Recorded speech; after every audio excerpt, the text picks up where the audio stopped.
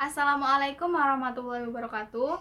Kami dari kelompok 4 akan mempresentasikan makalah kami yang berjudul Evaluasi Program Pendidikan. Sebelum lanjut ke pembahasan materi tersebut, saya Lia Aprilistia NPM 1811010180 akan menjabarkan sedikit apa yang akan kami jelaskan. Pada materi tersebut, yaitu evaluasi program pendidikan, ada 5 subbab yang akan kami jelaskan. Yang pertama, pengertian evaluasi program pendidikan. Yang kedua, tujuan dan manfaat evaluasi program pendidikan. Yang ketiga, objek atau sasaran evaluasi program pendidikan. Keempat, hubungan kebijakan, program, dan kegiatan pendidikan. Dan yang terakhir, yang kelima, proses pelaksanaan evaluasi program pendidikan. Itu ada 5 subbab yang akan kami jelaskan. Assalamualaikum warahmatullahi wabarakatuh. Saya Fajar Nur Rahman, NPM 18110101151. Baiklah, saya di sini akan membahas tentang pengertian evaluasi program pendidikan. Evaluasi pendidikan selalu dihubungkan dengan hasil belajar. Namun, saat ini konsep evaluasi mempunyai arti yang lebih luas daripada itu. Setiap orang tampaknya mempunyai maksud yang berbeda apabila sampai kepada kata evaluasi. Untuk mengetahui lebih jauh apa yang dimaksud seseorang dengan evaluasi, kita harus mengetahui beberapa hal. Evaluasi adalah kegiatan untuk mengumpulkan informasi tentang bekerjanya sesuatu untuk menentukan alternatif yang tepat dalam mengambil sebuah keputusan. Khusus terkait dengan pembelajaran, evaluasi dilaksanakan dengan tujuan yang pertama, mendeskripsikan kemampuan belajar siswa. Yang kedua, mengetahui tingkat keberhasilan PBM. Yang ketiga, menentukan tindak lanjut hasil penilaian. Yang keempat, memberikan pertanggungjawaban atau disebut dengan accountability. Pengertian program adalah suatu unit atau kesatuan kegiatan yang merupakan realisasi atau implementasi dari suatu kebijakan berlangsung dalam proses yang berkesinambungan dan terjadi dalam suatu organisasi yang melibatkan sekelompok orang. Program merupakan sistem yang merupakan satu kesatuan dari beberapa bagian atau komponen program yang saling kait-mengait dan bekerja sama satu dengan yang lain untuk mencapai tujuan yang telah ditetapkan dalam sistem. Komponen program adalah bagian-bagian program yang saling terkait dan merupakan faktor penentu keberhasilan program. Karena itu, suatu program merupakan sistem, maka komponen-komponen program dapat dipandang sebagai subsistem. Dengan dipahaminya proses pembelajaran sebagai sebuah sistem, maka dikatakan bahwa pembelajaran terjadi dalam sebuah program. Hubungan antara pembelajaran dengan prestasi atau hasil belajar tidak hanya digambarkan sebagai garis lurus, tetapi saling berhubungan antara subsistemnya yaitu mahasiswa, dosen, sarana belajar, kurikulum, lingkungan, dan kegiatan pembelajaran itu sendiri. Sering terjadinya perubahan dalam sistem pendidikan mungkin terutama disebabkan oleh yang pertama kurangnya informasi yang dapat diandalkan tentang hasil pendidikan, tentang praktek dan programnya. Yang kedua, kurangnya suatu sistem yang standar untuk memperoleh informasi tersebut dalam butir satu. Kesadaran hal akan tersebut merupakan salah satu langkah ke arah perbaikan. Evaluasi dapat memberikan pendekatan yang lebih banyak lagi dalam memberikan informasi kepada pendidikan untuk membantu perbaikan dan pengembangan sistem pendidikan. Oleh sebab itu, orang-orang yang berpengaruh dalam pendidikan, pakar-pakar pendidikan, dan para pemimpin mendukung dan menyetujui bahwa program pendidikan harus dievaluasi. Para orang tua yang mengerti menginginkan informasi tentang kurikulum dan metode pengajaran yang digunakan untuk mengajar anaknya. Jadi, evaluasi program pendidikan adalah kegiatan pengendalian penjaminan dan penetapan mutu pendidikan terhadap berbagai komponen pendidikan pada setiap jalur, jenjang, dan jenis pendidikan sebagai bentuk pertanggungjawaban penyelenggara pendidikan. Itu saja yang saya sampaikan. Terima kasih. Wassalamualaikum warahmatullahi wabarakatuh. Baiklah, nama saya Siti Anissa, NPM 181101010240. Di sini saya akan melanjutkan materi yaitu tujuan dan manfaat program pendidikan. Yang pertama ada tujuan evaluasi program. Evaluasi program bertujuan untuk menyediakan data dan informasi serta rekomendasi bagi pengambil kebijakan untuk memutuskan apakah akan melanjutkan, memperbaiki atau menghentikan sebuah program. Ditinjau dari bentuk-bentuk evaluasi, maka evaluasi formatif bertujuan untuk perbaikan dan mengembangkan kegiatan yang sedang berjalan. Sedang evaluasi sumatif bertujuan untuk bertanggung jawab, keterangan dan seleksi kelanjutan. Jadi, evaluasi hendaknya bertujuan dalam membantu pengembangan implementasi kebutuhan suatu program, perbaikan program, pertanggungjawaban program, seleksi program, motivasi program, menambah pengetahuan dan dukungan dari stakeholders. Selain itu, evaluasi juga bertujuan untuk mengetahui pencapaian tujuan program yang telah dilaksanakan. Selanjutnya, hasil evaluasi program digunakan sebagai dasar untuk melaksanakan kegiatan tindak lanjut atau untuk melakukan pengambilan keputusan berikutnya. Ada beberapa tujuan evaluasi. Yang pertama, untuk memperoleh dasar bagi pertimbangan akhir suatu periode kerja, apa yang telah dicapai, apa yang belum dicapai, dan apa yang belum mendapat perhatian khusus. Yang kedua, untuk menjamin cara kerja yang efektif dan efisien yang membawa organisasi pada penggunaan sumber daya yang memiliki secara efisien dan ekonomis. Yang ketiga, ada untuk memperoleh fakta tentang kesulitan, hambatan, penyimpangan dilihat dari aspek-aspek tertentu. Yang kedua, ada manfaat evaluasi pendidikan. Evaluasi ini sama aja artinya dengan kegiatan supervisi. Kegiatan evaluasi supervisi yang dimaksudkan ini untuk mengambil keputusan atau melakukan tindak lanjut dari program yang telah dilaksanakan. Manfaat dari evaluasi program dapat berupa penghentian program, merevisi program, melanjutkan program, dan menyebarluaskan program. Yang pertama, evaluasi program berguna bagi pengambilan keputusan dan kebijakan lanjutan dari program yang dilaksanakan. Yang kedua, melanjutkan program, karena pelaksanaan program menunjukkan bahwa segala sesuatu sudah berjalan sesuai dengan harapan dan memberikan hasil yang bermanfaat. Yang ketiga, menyebarluaskan program, karena program tersebut berhasil dengan baik, maka sangat baik jika dilakukan lagi di tempat dan waktu yang lain. Assalamualaikum warahmatullahi wabarakatuh. Nama saya Dela Sismiani, NPM 1811010145. Baiklah, di sini saya akan melanjutkan materi yaitu C. Objek atau sasaran evaluasi program.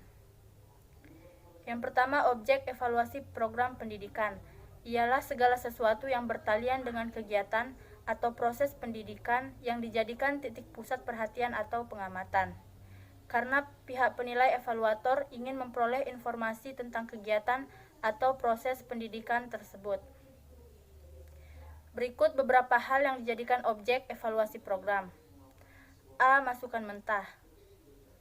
Masukan mentah merupakan individu yang belajar dan mempunyai peranan yang besar dalam berhasil tidaknya dalam belajar yang menyangkut segi kejasmanian dan segi psikologis. B. Masukan instrumental. Masukan instrumental adalah masukan pendukung yang meliputi guru, materi, sarana pendidikan, pengelolaan manajemen, dan fasilitas yang memungkinkan melakukan kegiatan belajar. C. Masukan lingkungan. Lingkungan di sini merupakan segala sesuatu yang memberi dukungan atau hambatan bagi terwujudnya potensial dari individu untuk mengembangkan bakat, minat, aspirasi, dan kreativitas. D. Proses transformasi. Dalam proses transformasi, selain siswa sebagai bahan yang diolah, masih ada dua masukan lain, yakni berfungsi membantu atau memperlancar terjadinya proses, dan lingkungan yang berpengaruh terhadap terjadinya proses. E. Keluaran. Komponen keluaran merupakan kualitas dan kuantitas peserta didik, hasil pendidikan dan penyuluhan kesehatan lingkungan dan pemukiman. Kualitas dan kuantitas yang dimaksud ditujukan pada aspek kebutuhan pola hidup dan perilaku hidup sehat yang terjadi pada peserta didik, pada aspek kognitif, afektif, maupun psikomotorik. Yang kedua, sasaran evaluasi program, yaitu segala sesuatu yang dititik pusat pengamatan, karena penilai menginginkan informasi tentang sesuatu tersebut. Sasaran evaluasi program pendidikan meliputi input, transformasi, dan output. Yang pertama, input. Aspek yang bersifat rohani setidaknya mencakup 4 hal, yakni yang pertama, aspek kemampuan. Untuk dapat diterima sebagai calon peserta didik dalam rangka mengikuti program pendidikan tertentu, maka para calon peserta didik harus memiliki kemampuan yang sesuai atau memadai, sehingga dalam mengikuti proses pembelajaran pada program pendidikan, peserta didik tidak akan mengalami banyak hambatan atau kesulitan. Yang kedua, aspek kepribadian. Kepribadian adalah segala sesuatu yang terdapat pada diri seseorang dan menampakkan bentuknya dalam tingkah laku. Sebelum mengikuti program pendidikan tertentu, para calon peserta didik harus terlebih dahulu dievaluasi kepribadiannya masing-masing, sehingga baik buruknya kepribadian mereka secara psikologis akan dapat mempengaruhi keberhasilan mereka dalam mengikuti program pendidikan tertentu. Yang ketiga, aspek sikap. Sikap pada dasarnya adalah merupakan bagian dari tingkah laku manusia, sebagai gejala atau gambaran kepribadian yang memancar keluar. Karena sikap ini merupakan sesuatu yang sangat dibutuhkan dalam pergaulan, maka memperoleh informasi mengenai sikap seseorang adalah hal yang sangat penting. 4. Aspek inteligensi. Untuk mengetahui tingkat inteligensi, digunakan tes inteligensi yang sudah banyak diciptakan oleh para ahli.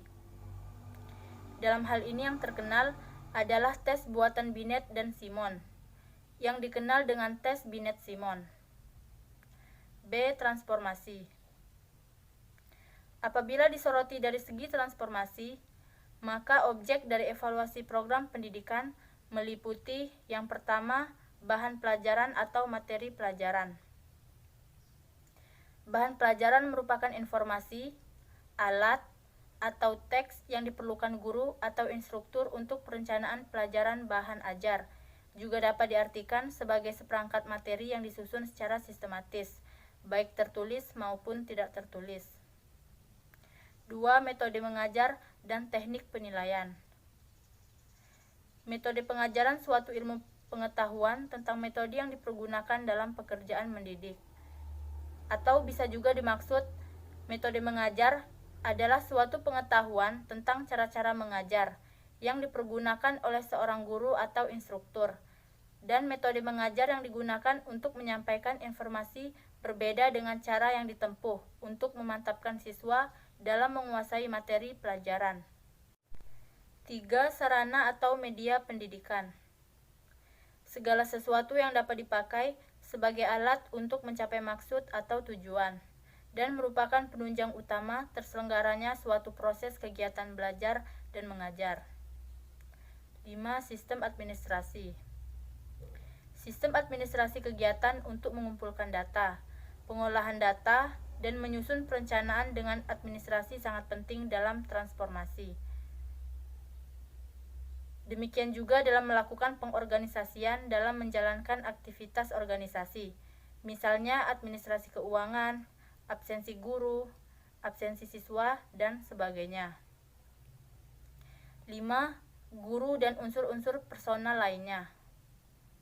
Guru meliputi mendidik, mengajar, dan melatih atau membimbing. Mendidik berarti meneruskan dan mengembangkan nilai-nilai hidup. Mengajar berarti meneruskan dan mengembangkan ilmu pengetahuan dan teknologi. Melatih atau membimbing berarti mengembangkan keterampilan peserta didik. Itulah sebabnya setiap guru perlu memantapkan diri dan memahami konsep dirinya.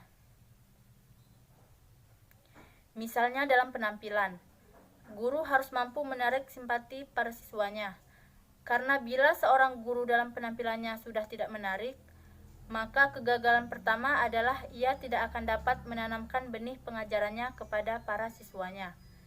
Maka guru harus memahami hal ini dan berusaha mengubah dirinya menjadi simpatik. Demikian juga dalam hal kepribadian lainnya. C. Output.